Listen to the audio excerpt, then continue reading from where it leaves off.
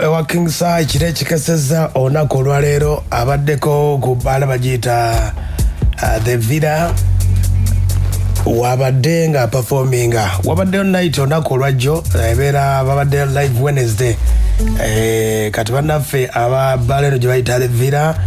kwatagana ne Shades of Kampala bategeka abayimbi ab'enjawulo era nga akyaza abayimbi oba abeera nannyini mukolo bamuyita Mr. Henry eyasobodde okuba ate nga akwasaganya enteekateeka eno band ya The VIP band ye yakubye mwabaddewo n'aba DJ ab'enjawulo naye nga main artist yadde King Sai nga bakuba lukoba ku lukoba kati performance ng'egenda mu maaso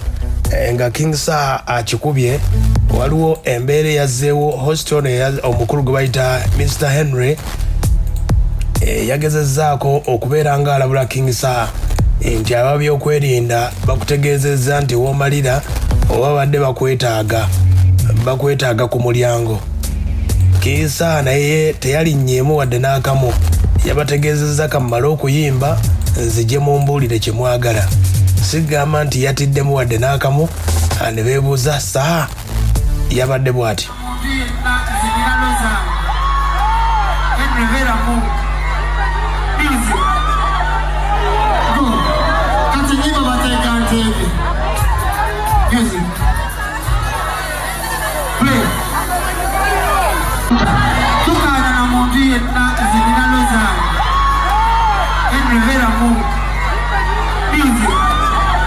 aya basi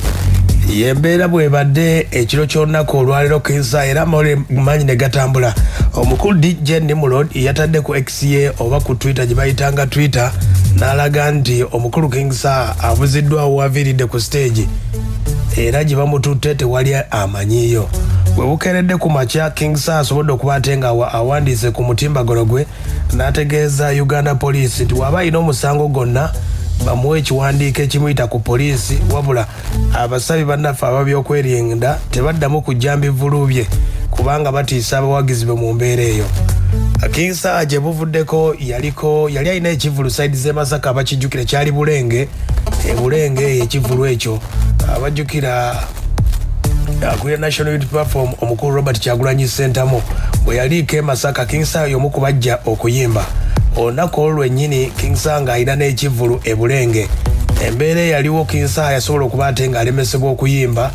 abategesi bo baategeeza nti byali bya bufuzi bwe twayogeko n'ab'ebyokwerinda ne bategeeza nti baali tebalina mpapula zibakkiriza okuva enaggulu okutegeka ekivulu mu mbeera eyo naye nga King Sai azze ayimba ennyimba ez'enkyukakyuka yategeeza agenda kufulumya ennyimba 10 ez'enkyukakyuka era ezisinga zikuba mu freestyle. King Sai adde gy'agenda okusumulula ennyimba ezo